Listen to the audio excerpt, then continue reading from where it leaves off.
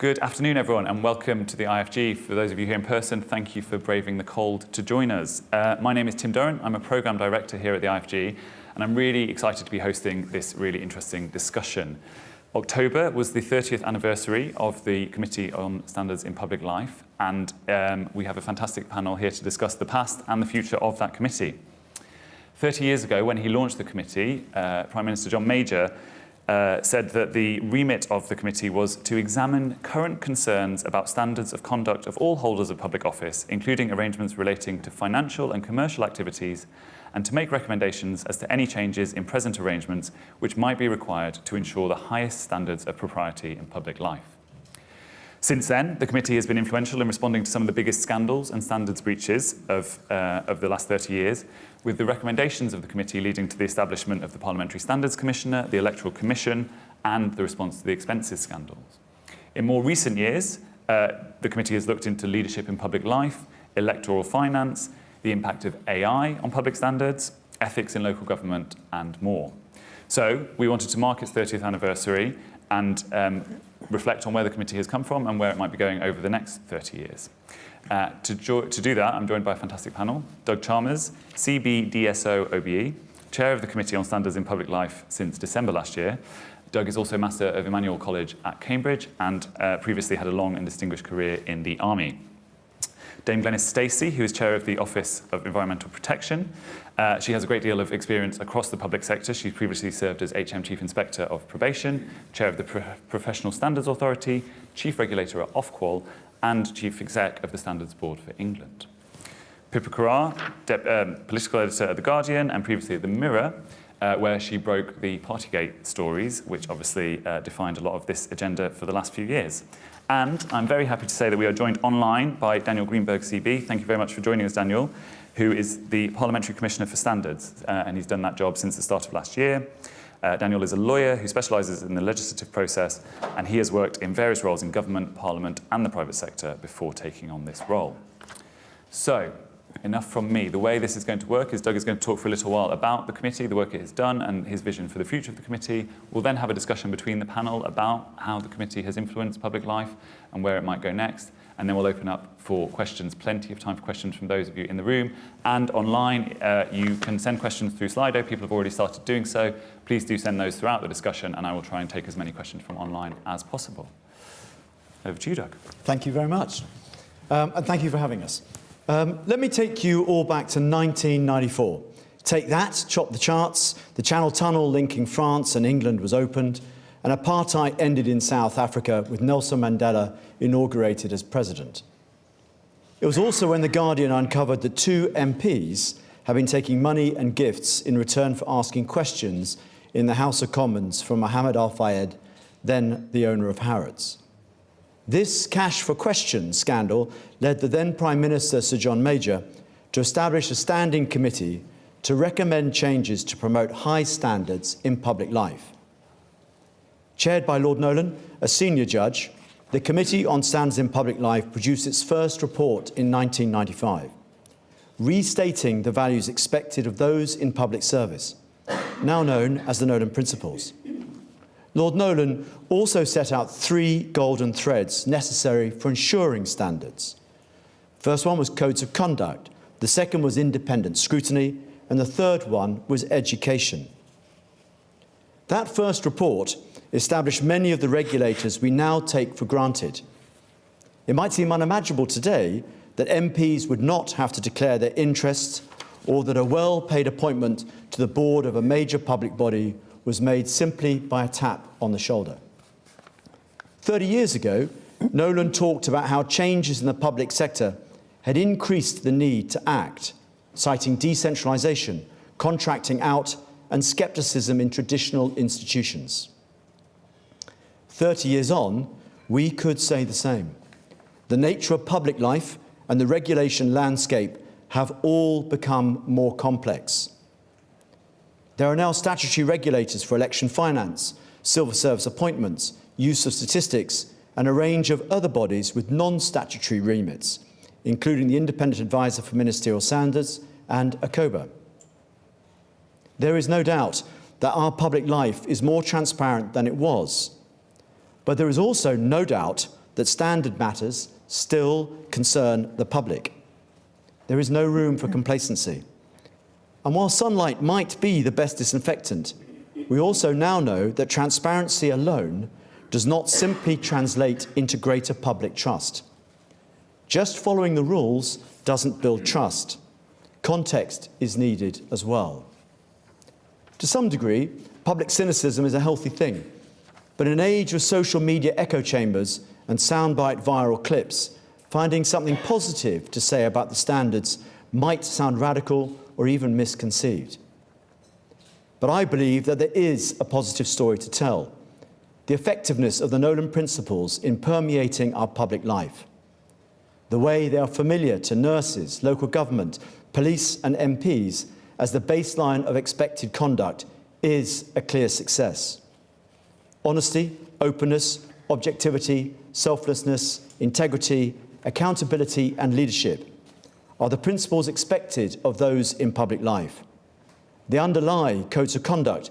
They're on lanyards and fridge magnets and notice board across the public sector, reminding those who work there to keep to the values that the public expect. They are regularly used in media interviews to ask politicians to justify decisions. They're quoted in complaint letters, and they feature in editorials critical of the conduct of public officials. The principles aren't rules. The context-specific codes of conduct set those, but they are a shared understanding of the values we expect in our liberal democracy. In effect, they are the spirit rather than the letter. And yes, they're unenforceable and open to interpretation. Nevertheless, these 7 words set the framework in the UK as the agreed standards that the public expects of those in public life. And they set the lens through which judgments should be made.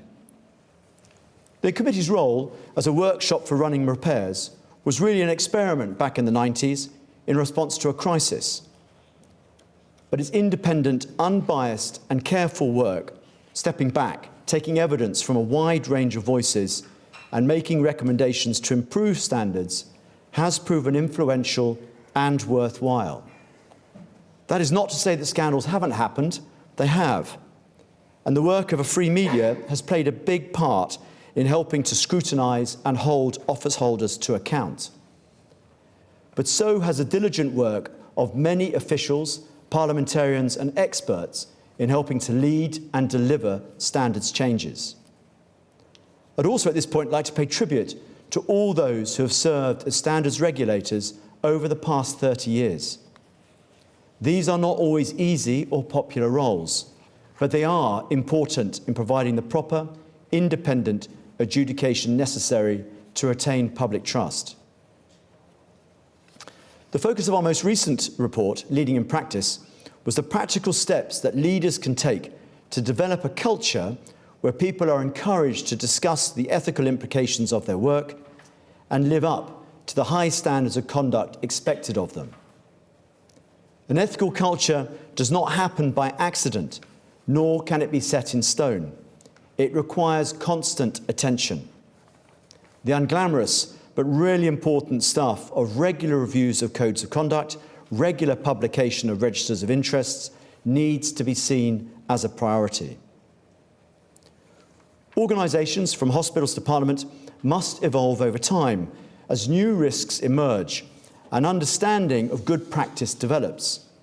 There are factors that leaders in organisations should pay close and regular attention to. Our forthcoming report, which is looking into how organisations can spot early warning signs of when things go wrong and react appropriately, will illustrate this. The government has proposed an overarching Ethics and Integrity Commission, and we look forward to working with that body, although its structure and remit are at this point still unclear. But no matter how good this new institution is, the work will not be finished. Issues change, problems evolve, cracks appear, and standards need to keep pace with these developments and the public's expectations. They also need to be timely and not create unnecessary bureaucracy. And above all, the need for standards must be kept alive, talked about and discussed, underscoring their value and relevance for new generations of public officials. I referred at the start of my talk to Nolan's reference to changes and the increased complexity in the public sector, and how that has only increased since Nolan published his first report. Now in our 30th year, we want to discuss what is next for standards in public life.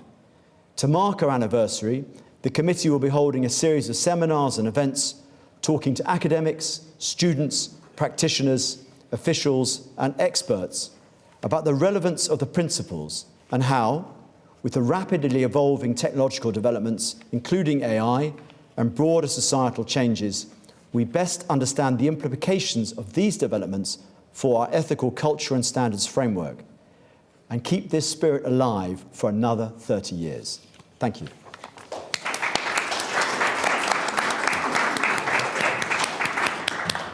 Well, thank you very much, Doug. I'm just going to ask one follow-up question, and then I will try and bring in the rest of the panel. But what's your sense? You talked about these principles on lanyards, they're on fridge magnets. What's your sense of how, to what extent these are really understood and embodied in the work across the public sector? Thank you. I think they are known, and actually as we go around it, but it does vary. And we touched on it in my speech just now a bit of it, and is that this is very much a human endeavour, an individual's and personal responsibility. And my risk sometimes, that like any of these things, if you've done it once and you put a sign up on the side of the wall, unless you're talking about it, it doesn't change the culture. And so I think it is rapidly having conversations to bring them to life really, really matters.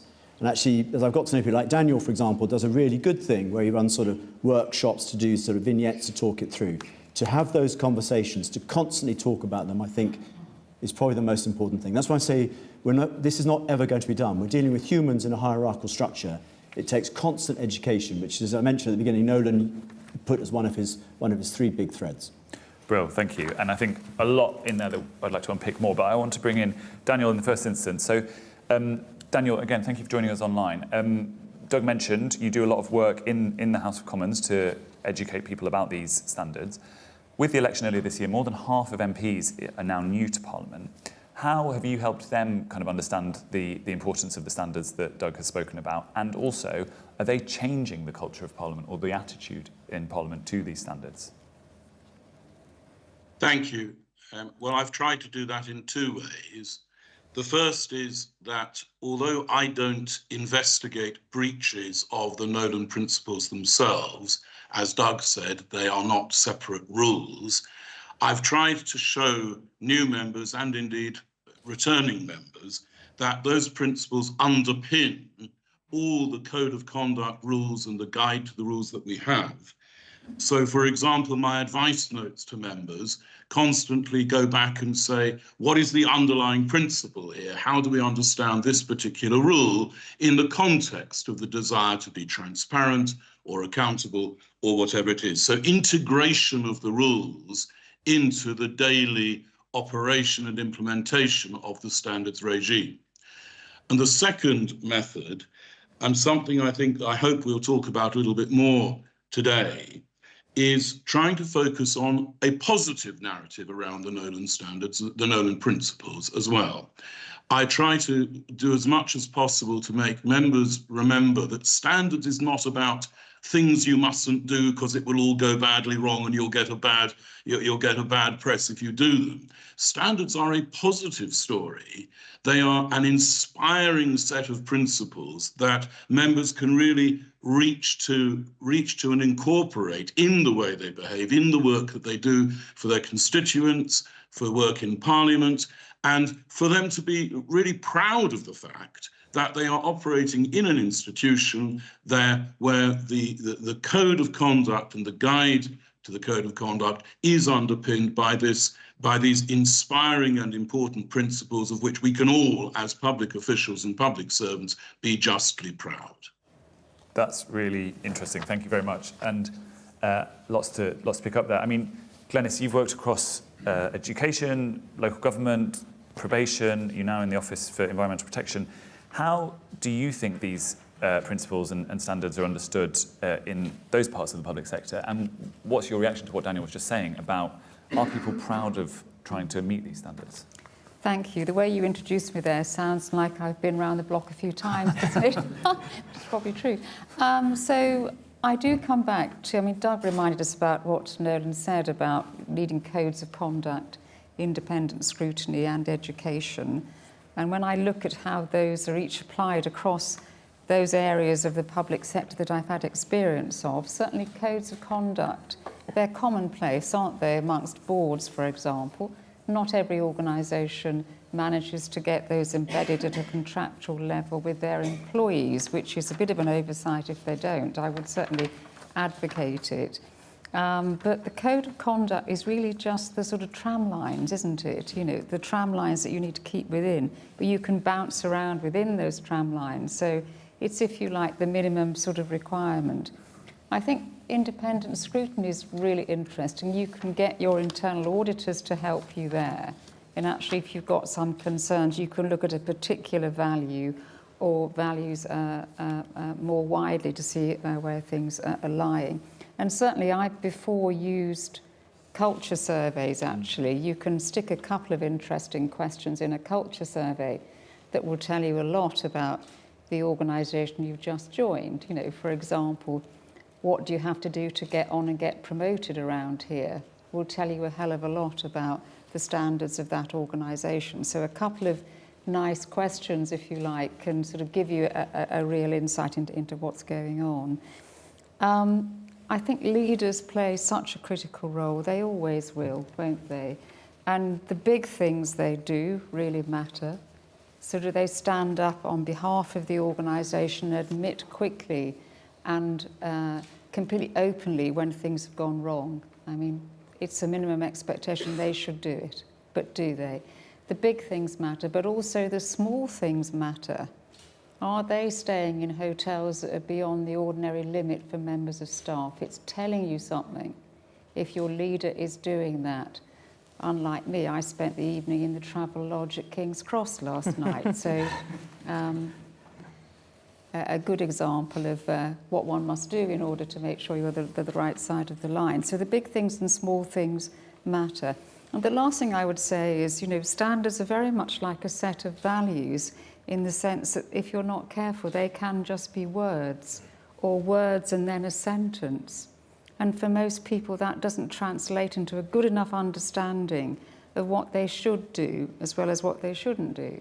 So if we take one of the Nolan Principles, the one of openness, what does that actually mean for any one person doing any one job in the organisation? It probably isn't clear, and it is really worth working it through. You can write a couple of paragraphs then, or provide a vignette, or do a blog on your intranet or something, actually explaining what it means so that people can see what side of the line something is falling on. And unless you do that, they're very soon just fridge magnets, aren't they? And that's the real danger. I hope that's helpful. Very helpful, really interesting, and again, more to pick up on. Pippa, Doug talked about the role of the media in sort of being part of this system of ensuring that standards are upheld.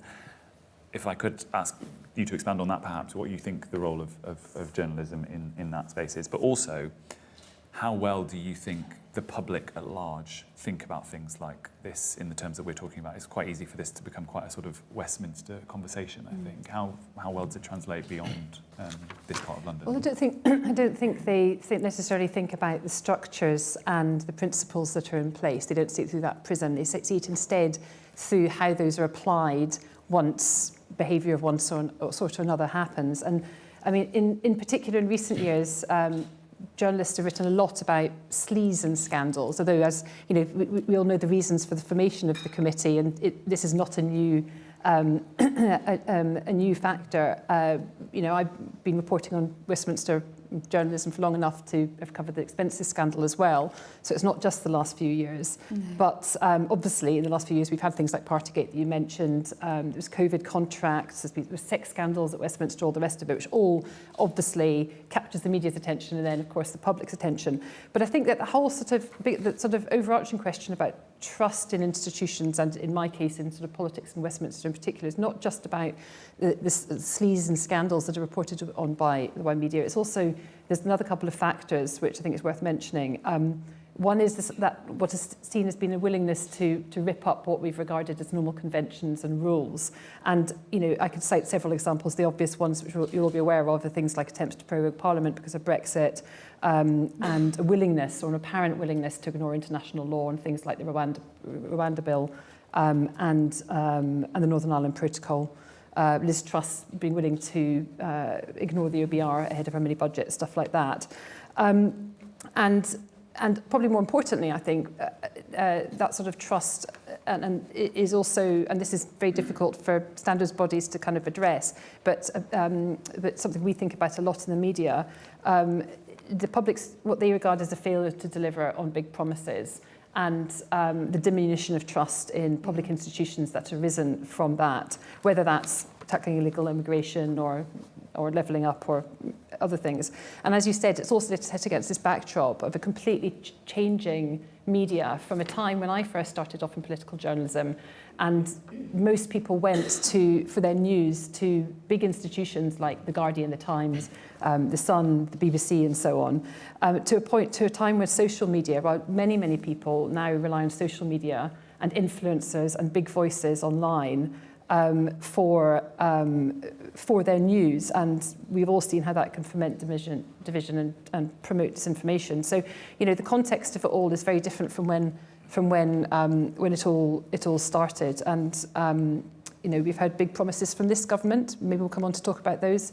You mentioned the Ethics and Integrity Commission, which we're expecting to see or to hear more about in the next couple of months. We don't yet know exactly what that will look like. I imagine there'll be an interim chair, and the body will be tasked with establishing what it actually does. In some ways, drawing up its own remit. But in government at the moment, they're regarding it as a sort of an overarching body under which all the very many other standard organisations will sit. But we'll see how that pans out.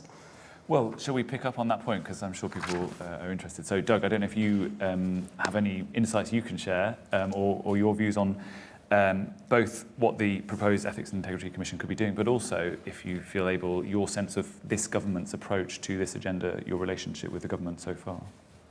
Yeah, so on the Ethics and Integrity Committee, so I picked up from my predecessor, Lord Evans, sort of a way of we have an informal sort of gathering of the various regulators and commissioners, what we call sort of independent officers, and we meet sort of roughly every 3 months to sort of talk through. And from the announcement of the Ethics and Integrity Committee, I think actually might have happened in this room by Angela Rayner quite a while ago, to go into it.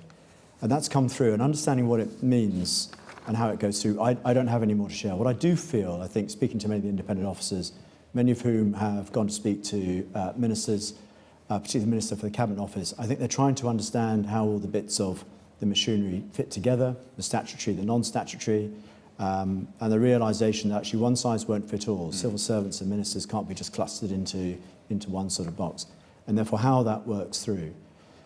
What I think I'm picking up, and I sense you might have been picking up the same as well, and actually it's something we recommended in our Upholding Standards in Public Life report, where we took some evidence there, that there was some advice that you could, for those in central government, a number of those elements could come together. For example, the Independent Advisor on Ministers' Interests, ACOBA, Commissioner for Public Appointments, Civil Service Commission, House of Lords Appointments Commission, and the Register for Consultant Lobbyists. There is some form of some consolidation, something in there. But what that fine wiring is, so if that is what it is, we wait to see what it is. Right. Then what is the value added in terms of, is it trends, portal, signposting, clarity of where to go, or is it something more? So the fine wiring really matters, because the longer I've been in this job, the more I realise why those elements were brought up to look after a particular part and community that needed sort of a different way to go through it. So we wait to see. But we, as CSPL, I would say this in our 30th year, I think given what we have done before, we don't do casework, we keep a look over the top. We stand ready to really help this body find and work out that fine wiring. Yeah, that makes a lot of sense. Daniel, I'd be interested in your thoughts on this. I mean, you are one of those standards regulators in your role. How do you see your role interacting with that wider network? And do you think, is it well understood the way that the different organisations and individual office holders work together and fit together? Or is there more that could be done to help clarify and explain that? Well, there are some necessary limitations on interaction.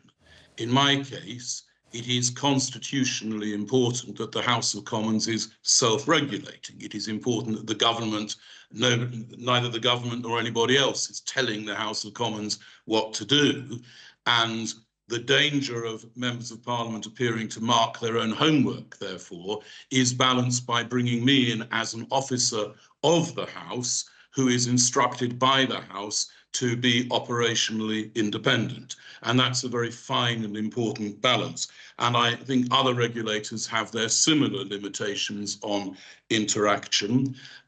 Yes, there's a great deal we can do to ensure coordination, and that is one of the roles that the committee has played extremely effectively and for which we're all very grateful.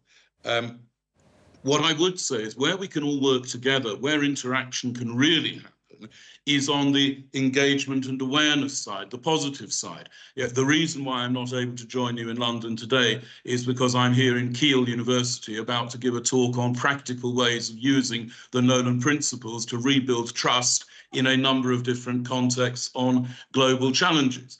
And I think we can all be going around, coming to schools, universities, speaking to other environments in a holistic way, looking at the overall regulatory regime, but also in a consistent way, constantly bringing in the Nolan Principles and increasing awareness of how vital and creative and important they are. So I think in terms of operational interaction, there are necessary limitations. In terms of coordination and giving the positive narrative a consistent and therefore more penetrating reach, that I think we can do a lot about. Brill, thank you. I want to just carry on talking about this government's work a little bit. And Pippa, I don't know if you've got any sort of sense of the Ethics and Integrity Commission, or more broadly, from your discussions with members of the government, what their kind of stance on these issues are. Well, they made, talking about big promises, they made big promises on standards and ethics for all the reasons that I set out in my previous answer. They were aware that it was so important to try and restore that trust and faith in public life. And it's no easy task. But they said they did a series of specific measures which they were going to follow. One, of course, was the Ethics and Integrity Commission, and I don't know much more than Doug. I think we were likely to hear more. It could even be this side of Christmas, but probably after Christmas, because events get in the way, don't they? And I think that hard wiring, a lot of that work is still to be done. They've kind of been in listening mode. And a lot of that will happen, I'm led to believe, once the initial body, the interim body, is set up, and then they will be tasked in part with consulting with the existing organisations, probably taking advice from you, and working out what it does, and also that there will be a degree of consolidation, whilst a recognition, to Daniel's point, that some aspects of the standards regime at the moment should be kept unique, should be kept separate from the rest. Some of the other developments in the sort of the standards space that they made promises on, which they already have moved on, although we in the media tend to not just write about them happening, but also how they're sort of slightly less than had initially been suggested. We obviously had the update to the ministerial code about a month ago, is it now? I've lost track of time. With the independent advisor on ministerial interests being given the power to start their own investigation. So obviously the Prime Minister still, ultimately at the end of the day, will be the one who decides whether to act on that or not. And as part of that, the work separate to that, but that Lucy Powell's been doing with the Modernisation Committee on second jobs. Initially, Keir Starmer said he was going to ban all second jobs, so it's some way back in opposition. Right. I'd forgotten. Yeah. Yes. And then for MPs, and then over time, and I suppose as that ran headfirst into reality. Yes. They realised that actually there had to be certain carve-outs. So. Lucy Powell announced last week, I think it was, or 2 weeks ago, that they would follow through on the immediate pre-election promise of closing the loopholes around MPs taking on additional paid lobbying or advisory roles, as long as they relate to policy or how Parliament works. And there'll be carve-outs for people who need to keep professional qualifications up to date, doctors, nurses, and also for those who wish to pursue speaking, media type, book writing type roles. But she has said, Lucy Powell has said that the government wants to go further and that on second jobs, and the Modernisation Committee will look more at that. We've already mentioned the update to the ministerial code, and I think we're going to probably come on to Phoebe's and whatnot, and how they've got on so far later on, so we can leave that till then. But the other element we were talking about just beforehand was the duty of candour law, which is really important when it comes to public institutions, and we don't yet know. I mean, obviously that's in the wake of Hillsborough. Sort of, the shorthand is that it's known as the Hillsborough Law. But we don't yet know what that duty of candour on public servants and authorities will actually look like. It's been suggested that it could include criminal sanctions and examples of big scandals that have happened. Horizon, Post Office, Grenfell have been cited by the government. Gives you an idea, I think, of where that might be applied. But again, we haven't seen the legislation yet. We just don't have it. We just don't know it yet. But so they started, and we're only 4 or 5 months in, so they've made a start, but there's still lots of big unanswered questions. Vince, I don't know if you want to pick up on any of those points. Or... It's just a tangential thing, actually, but not completely unrelated. So I don't know how many of you saw when the government came in that Keir Starmer put out a message to civil servants. Could you put your hand up if you knew that?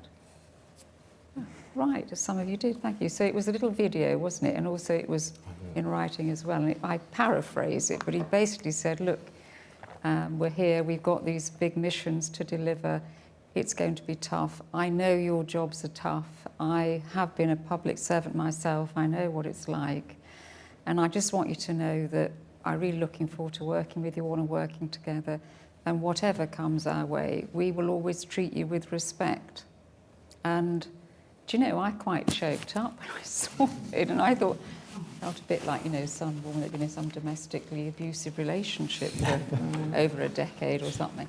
And I spoke to another couple of senior leaders who've had the same reaction. And for me, it bode well that here was a Prime Minister setting a standard for the way you work with the civil service. And I've never seen it before. And indeed, in my own dealings with the civil service of late, I have found them, easier, more open, more adult to adult, and I welcome it very much. Now, as I say, it's not directly relating to some of the issues to do with parliamentary standards, but it's telling us something about the way this government wants to work, I think. Brilliant. Yeah. Very interesting, thank you. I want to open up to questions from the audience. So I'll take a round of questions here in the room first, and then we'll go online. If you could raise your hand, we have a roving mic. One of my colleagues is a gentleman. Yeah, thank you. Thanks very much. I'm Simon Lydiard. I'm a retired senior civil servant. I think there hasn't been much reference to the Electoral Commission. I think, Doug, you may have mentioned it in your introductory remarks, but the previous government changed the regime for the Electoral Commission, whereby they, as in my understanding, they could have more political control over the Electoral Commission. I didn't hear anything that the Labour Party said pre-election or post-election, or whether they're intending to make any further changes. But I'm just concerned, if it's still the case, that there may still be political influence possible over the way the Electoral Commission operates. Thank you. Thank you. Lady here. Well, thank you. I've observed a worrying trend of civil servants and many politicians having registered multiple identities in Companies House. The way accounts, auditors and KYC checks work is that you're supposed to have one unique identifier and all of your appointments associated to that identifier. But if you leave out your middle name, it appears that Companies House gives you a second unique identifier. And then it's really easy to conceal interests that you then fail to declare. Now, I've noticed this and raised many complaints with Mr. Greenberg. Now, he has addressed the failure to declare interests and made those MPs declare those interests, but he says that the multiple identities in Companies House is beyond his remit. Now, the suggestion is that you should take it to action fraud, because it is a breach of Section 1082 of the Companies Act to have multiple identities. The problem is action fraud won't act on it. And when I do compliance assessments of the leadership of action fraud, I find they too have multiple identities. So they have no incentive to address it. Could you bring it to a question? Sorry. So how could the committee address this significant breach of transparency as well as breach of the law? And remember that declaring interests, putting your interests in the register of interests is actually a legal requirement. And when you don't put your interests in the register of interest, Mr. Chalmers, that's a breach. Thank you. Lady at the back there. Hi there, Rose Whiffen from Transparency International. Thank you for all of your remarks. This is a question for Doug specifically. So your committee released a fantastic report in 2021, Standards Matters 2. And obviously at the time, it was the government who were responsible for responding to that report, outlining what they would and wouldn't take forward. Obviously, we have a new government now, but it would be a shame for that report not to then be taken forward. And I wondered if your committee had any plans to try and revitalise it and bring it to the new government. Thank you. Brilliant. Thank you very much. I wonder if we go to that question first, Doug. Tick that one off. Yeah, so so actually the ministerial code that we've just talked about being published just now actually is a good example, I think. Firstly, I think it's a really good example of leadership. Actually, I think the Prime Minister's foreword to the ministerial guide, I think, is worthy of a read in terms of doing it through. But inside of there, some of the recommendations that were in our upholding standards, you can see, quite a few of them actually were met by the new ministerial code. Not all, but quite a few of them were. And the others where there was a commitment, for example, on some of the way the registers were taken and things like that, we continue just to follow up. We keep a watching brief to run through. But it's not just on that report. There's a number of other reports where we've made recommendations in the past that we keep enriched on. In fact, one of the ones on local government, I'm sort of just following up whether there is a potential review of going back to those. So we keep an eye on what our recommendations have been. Now, sometimes over time, the recommendation and the context around it obviously changes, but the ones that we think still are valid, we just follow up to see if they're still there. And often with the new government is remind them that this paperwork was there, these recommendations there, and we stand ready to have a further discussion. Well, thank you. On that first question from Simon about the changes to the Electoral Commission, I mean, Pippa, you're not a spokesperson for the government. No. We don't have a member of the government on the panel. But is this something that you have picked up in terms of, is this something that... So I'm trying to think back to the Labour Party manifesto, and there was definitely a section in the standards part of it about the Electoral Commission. And in the run-up to the election, obviously, I mean, I don't know whether the concerns you're talking about political interference are about things like voter identity, is it? Statement. Yeah. I think it was the statement, the requirement. Do you mean the statement? Of the Electoral Commission, Yeah. how it works. Yeah. They're required to make Right. a statement which was going to be cleared by. Right, okay. So the items in the Labour Party manifesto were much more specific. They were about extending the vote to 16 and 17-year-olds. They were about addressing some of the concerns about voter registration, voter ID rather, by expanding, having, I think it's the veterans card, I think they were going to bring in. There's a few other sort of elements like that, rather than sort of the overall approach to the Electoral Commission. I don't know, I mean, I'll go and ask them the question now, but I don't know whether they are planning to rewrite the Electoral Commission's functions and responsibilities. I think, given what we've seen from them so far on standards, they would be very careful about anything which could be interpreted as political interference, because they're trying to draw a line between what went before and what went now. That's probably not a very satisfactory answer, sorry. I don't know if any of the rest of the panel can... Please, yeah. I just had a couple of thoughts. One is that Well, the Electoral Commission's had a difficult history, hasn't it? It's never going to be popular with any government, realistically, and its remit is actually quite limited.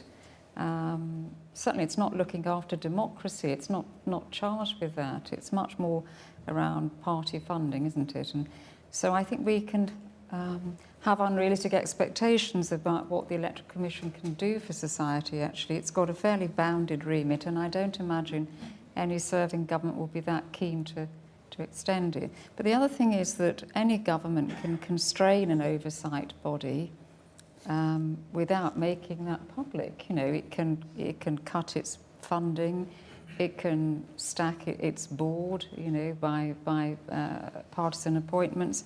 It can ignore the advice that body gives or the findings, and it can ignore the body altogether, which is actually quite crippling if you're an oversight body. So I'm not suggesting that any of those things are happening under this government, the Electoral Commission. I certainly don't think they are, but I think the point I'm making is that governments can allow oversight bodies to flourish or wither without actually saying anything publicly. Brilliant, thank you. On the second question, I don't know if I'll come back to the audience shortly, but Daniel or Glenys, I think the second question is quite a specific one, but in terms of, it seems to me it's about how we can encourage politicians, senior civil servants, wider leaders in public life to abide by these standards. It comes back to culture again, doesn't it? This is all about leadership, it's about expectations, the sort of specific case of registering companies under multiple names, that yes, I wasn't aware of that and not really able to comment on that. No, sounds worrisome. Yeah. Perhaps I can pick that up. My advice note to members on registration reminds them of the importance of ensuring that the arrangements they make for registering and declaring do indeed provide real transparency within the meaning and spirit of the Nolan Principles. And there is nothing about company registration or dual identities that prevents somebody from ensuring that they provide meaningful transparency. Thank you. I'm going to move to some questions from online because I want to make sure. We can continue this conversation afterwards, but I want to make sure everyone gets a chance to feed in. So we have a question from the Standards Commission for Scotland. Thank you for joining us.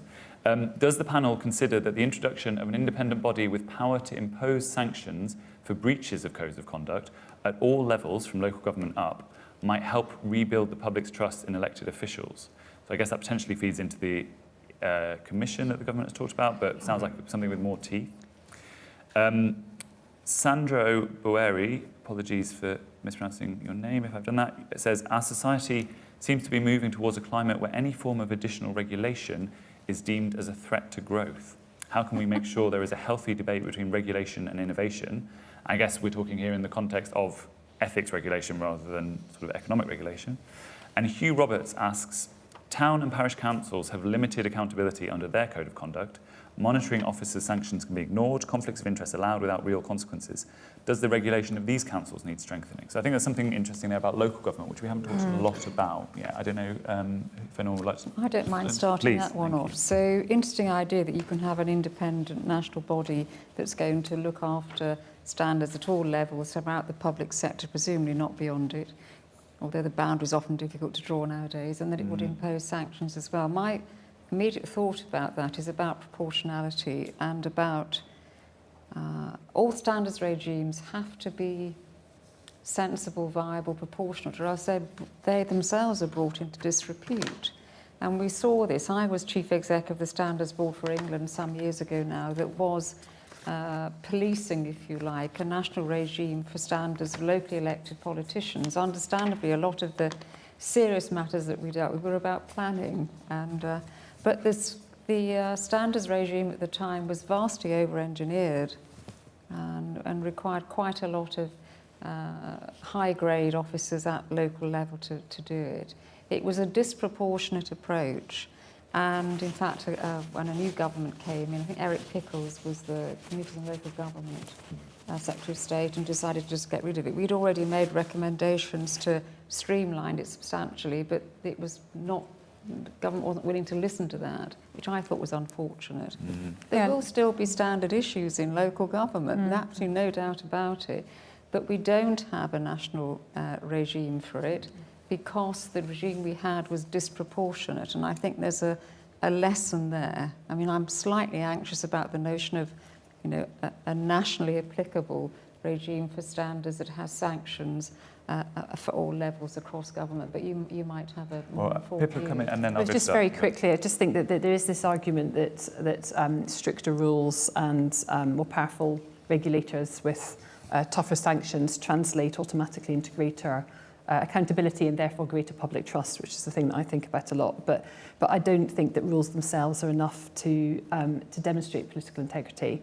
And I think that the public gets that. That requires also having, you know, in the case of politicians, substantive and deeply held, you know, policy positions, ability to deliver them. It's not just about, you know, having a series of rules that you know, could be forcibly implemented. Absolutely. Doug. Yeah, actually, I'm going to build on both. I think on the local government piece, we did a review not that long ago, actually, that sort of went out about local government that many of the recommendations were not taken up. And actually, I mentioned it in response to your question earlier on. There's something in there, I think, to go around. And there's been, what we're picking up as we've taken evidence on our most recent review is definitely from people like the Local Government Association, etc., is there is still work to be done there and to be looked into it. But I think you rightly say is the lessons of the past should not be forgotten as we look about how we might want to go into the next piece. I think that does build on to the first question, which was about having one regulator that looks after all. And I touched on one of the earlier responses. It just isn't the mixture of statutory and non-statutory. I think this is what the government's finding as they've come in to look at the EIC is one size won't fit all. And actually you create more damage potentially unless you understand how the fine wiring is working. Because what you want to do with ministers, what you want to do with the House of Commons, what you want to do with civil servants are going to be different. And therefore how you run those bits to go through. The middle question, which is about regulations, is I'm a bit, I think, like Pippa. I've got this mantra, and I think Daniel's the same, is that the principles are up here. It's what we strive to be. The regulations are there at the bottom. Most of us live in between here, we go through it. But that doesn't mean we should be shy of regulations when we find there's a gap or a hole, and it's that bit where that running repairs. If we find there is a need for something, then we wouldn't hesitate to do it. But I don't think we should just rush to regulations, because the personal responsibility to live in that space is really, really important. And if we remove that personal responsibility, that there is an issue with our standards landscape. Well, thank you. Daniel, I don't know if you'd like to pick up on any of those points. No, I very much agree with Pippa and Doug on that. Brill, thank you very much. Okay, let's have another round of questions in the room. Two on the front row here, a lady and then a gentleman. Just a quick one. I'm very interested to know what the panel think about the use of non-disclosure agreements in the public sector. Do you monitor them? Thank you. Gentleman in the jacket. On the Electoral Commission, it is engaging William Wallace, House of Lords. It is engaging very actively with Parliament at the present moment. The Veterans card is going through as a statutory instrument, and I gather that we are very likely to get a new elections bill in the next session. Okay. So things are moving. And I also understand that the government is not going to ask or provide a strategy statement. So I think the independence of a regulatory body which is actually responsible to Parliament much more than to the government is being maintained. But I wanted to ask about patronage, both in public appointments and in honours. It's quite legitimate for a government to want to have supporters in convenient places, but when it comes to appointments to things like the Charity Commission or the Office for Students, whatever, the question of how appointments are made and whether or not there should be some check on government patronage, either by some parliamentary approval or whatever, remains. I'd love a comment. Thank you very much. James at the back. Thanks. I'm James Bolton-Jones from the organisation Spotlight on Corruption. Just picking up on a couple of points made around conflict of interest. The UK and sort of government bodies really lag behind internationally, so we came 28th, I think, out of 42 countries that the OECD judged for how strong our conflict of interest rules are. We're really interested to hear thoughts from panellists on like how those can be strengthened, like whether there should be more stringent declarations for officials in sort of public bodies, and have those published online, maybe even in a centralised database. Thanks. Brill, thank you. Lots there. Who would like to go first? Doug? I might have a go. Is on the first one is about sort of non-disclosure agreements. I'm going to come at that slightly in a different sort of angle. So the review we're doing at the moment that we're working on is about when there are issues or red flags in an organisation, how do they get dealt with appropriately in a timely manner to go through. But as we've gone into that evidence, what has come up is what's become known as the speak-up culture and all the other elements is really, really important to that. And the whistleblowing elements that sit within it to go into that place. That really matters. But there is this worry about how the NDAs have been used in that sort of vein. So I haven't got precise detail, but is it a concern of overuse? Absolutely. How do they get used and how do they do that? We haven't quite got to full of detail, but I absolutely recognise what you're saying. I can see that there is something that we need more to be done with. On the patronage bit, I might have misunderstood that question slightly, this is where one size will not fit all, as we talked about, what ministers and how we deal with civil servants. An independent civil service and naturally a party politic government with ministers on the side of it are different. And therefore there's patronage that sort of flows in that. But for me, and there's some discussion at the moment, what's an independent civil service and SPADs and how we divide those functions up are to be work done. There is going to be patronage in a political system. It's inherent in having a party political system, but making sure that there's a safeguard that what is political and what's non-political is non-political is a line. And that's where that SPAD civil servant thing, for me, I think is quite important to take forward. Sorry, and I was looking towards you. Your question was on the database, which I realised more. There's something we did raise before about transparency reports. It was one of the ones in upholding standards 2, actually, that went through. There is work being done on it, we understand, but how that work actually comes through and how it comes into place, more to be done. Thank you.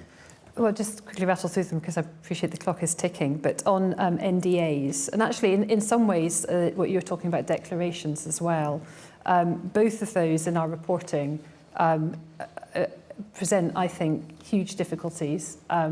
We all know why the reasons why NDAs exist, but in my reporting, I've come across so many examples of misuse, where basically vulnerable people, in whichever organisation they're working in, agree to them just to get out of a really difficult situation, and then find they're in a position where they can't whistleblow or talk out. And I've spoken to some very brave people that have challenged that. And feel that they've done the right thing, but it's not an easy path to take. So I do think that there's an overuse of them and a misuse of them as well. And on I'm all for sort of more transparent declarations, because even in the systems that we have at the moment, there are loopholes all the time that we come across and that we report on. We flag to people like Daniel and Doug. But we come across them on I'd say a weekly or a monthly basis, and it's a real problem when it comes to transparency, which is what we strive for. One thing that we didn't mention earlier about what this government has suggested it's doing, which I think falls into this category as well, is that they're reviewing and updating post-government employment rules, and I think that's quite important when it comes to potential corruption or avoiding potential corruption.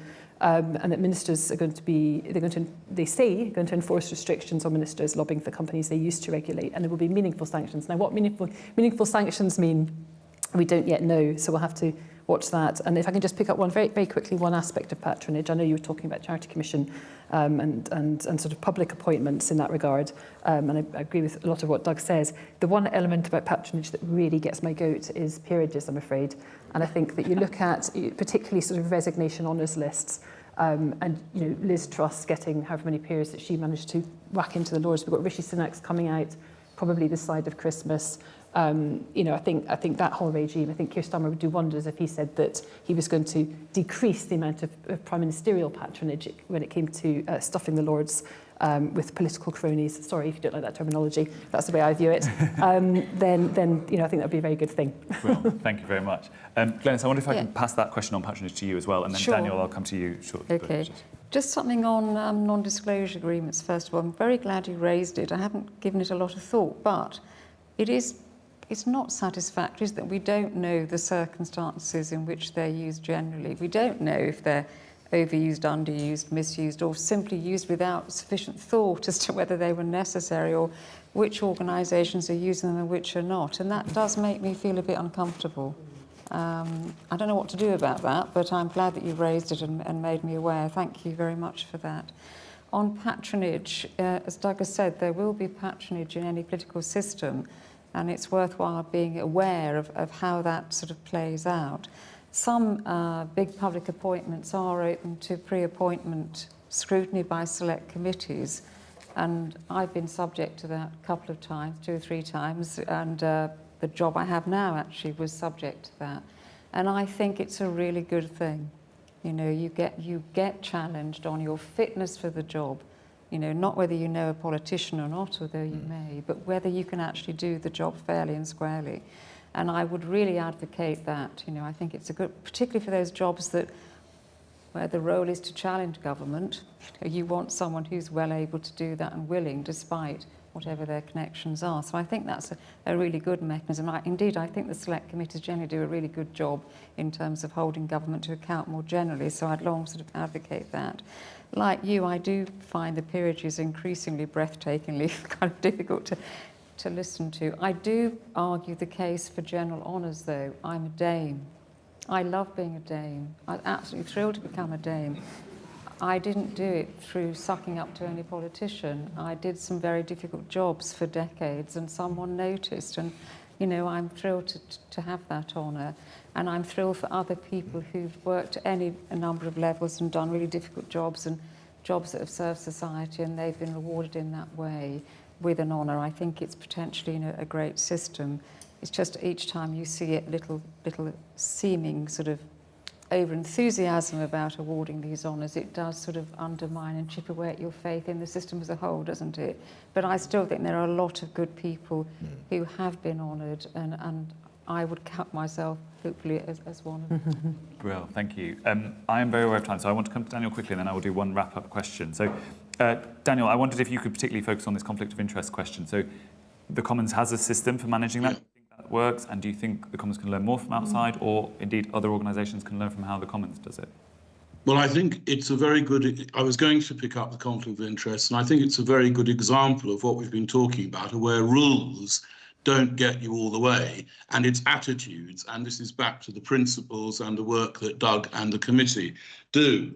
If you are asking yourself, am I obliged to declare this interest? Am I obliged to regard this as a conflict? That's not the attitude that is going to produce the kind of trust and respect that we want. If you ask yourself, will I be being selfless and objective, and will I be showing integrity in the way I perform if I try and juggle these two interests at the same time? That is the sort of thought process that's going to lead to improvement. We definitely need to improve. We all need to improve. One of the panel members said before, none of this is static. It's all about constantly being aware. And I think that's what we need to be doing, focusing constantly. How do you improve awareness of the attitude of being selfless and objective in public service? Well, thank you. So I am going to ask a quick fire round of questions to finish. The most popular question online from someone anonymous is, are the Nolan Principles as a collective package still fit for purpose? Are there any new principles that should be added or amended? And I want to bring in what Daniel said earlier about being positive. So I think yes or no to fit for purpose, and also how can we be positive about instilling these in the way public life works. I'm going to leave Doug till last. So maybe Pippa, I can put you on the spot. Yes, I think they're fit for purpose in as much as they exist now, but as Daniel rightly says, this arena is not static, and I'm sure that they could be added to and developed, and I'm not going to pluck an area out of the air, but I do think that there's always room for improvement. Brilliant, thank you. Daniel, what is your view, and how can instill positivity in us for the panel? Yes, they're fit for purpose. One of the things that I am often thinking about today, which is not a Nolan principle, whether it needs to be an additional one or not, I don't know. But one of the things I'm thinking about is the importance of respect. And that's something that going forward we should certainly keep in our minds, whether or not we add it to the list. Thank you. I do think they're fit for purpose, yes. I seem to recollect a while ago, at least a decade ago, some effort to expand them to 9 or 10 or something. But it didn't really get off the ground. I think people weren't that willing to accept that. But I do think they just need to be more actively kind of worked at and applied. Within the 7 principles, you need to know, as I've said before, exactly what you're talking about by way of openness or accountability or whatever, and make sure that your people know that as well. I think that's the way to go deeper, not broader. Well, thank you. Last word to Doug. Well, naturally, I would say they have stood the test of time, but I don't. But I can evidence that by saying actually the committee over a number of years, I think 2000, 2005, 2015, or something like that, they've actually gone through reviews to check them properly if they are. And what came out of that is actually the 7 words are still fit for purpose. What has evolved with time is some of the descriptions, and if you look online, the descriptions that go underneath them have changed over time. Those are fit.